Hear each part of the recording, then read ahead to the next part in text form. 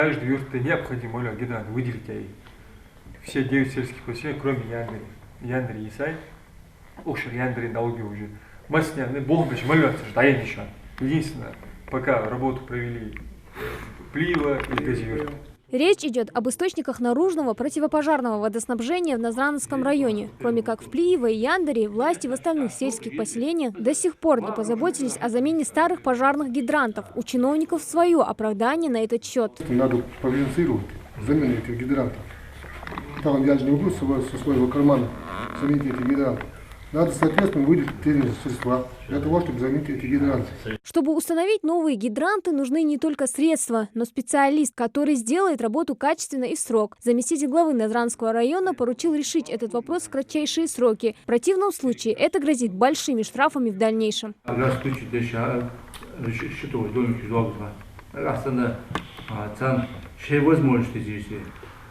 Шашки много студий, делал кошки, я инвестировал в санте париж подключение жить пьешь, два хаму здесь, хастаться шлангу шамтейса, я кажется, хаму датоски уже хамдейтец.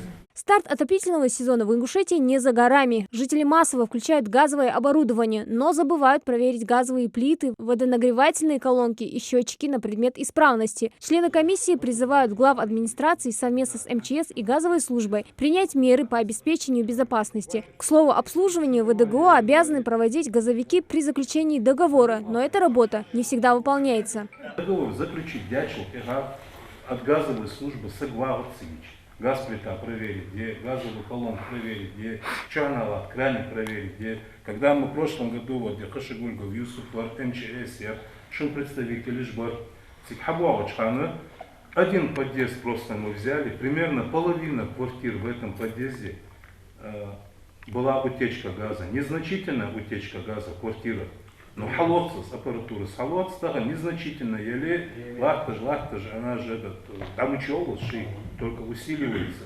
Тогда он, да, в многоквартирном доме в случае взрыва, это будет катастрофа.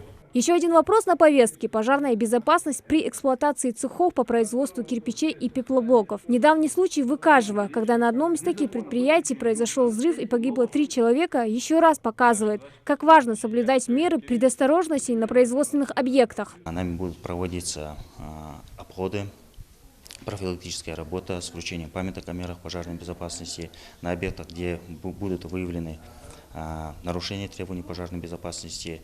Нами будет направлена в прокуратуру соответствующая информация. Также будет стоять вопрос о приостановлении деятельности таких объектов. Не обошли на совещании стороной и тему незаконного поджигания сухостоя. С начала года в районе зафиксировано 112 пожаров, из которых 30 случаев. Это поджог сухой растительности. Проблема существует не один год и приобретает все более масштабный характер. МЧС ведет в этом направлении активную работу. Мы проводим профилактическую работу, проверяем опашку, проведена ли опашка. Если, например, выявлены какие-то нарушения или же не проведена опашка, мы привлекаем к административной ответственности соответствующих лиц, направляется информация в прокуратуру города или района. Затронули и вопрос пожарной безопасности на автомобильных газозаправочных станциях. Обсудили обеспечение безаварийного пропуска паводковых вод и предупреждение ЧС в опасный период. На встрече подчеркнули, что эти и другие задачи стоят на первом месте, и решать их нужно уже сегодня. Хади Добрева, Михаил Тангиев, Магомед Дидигов, Новости 24.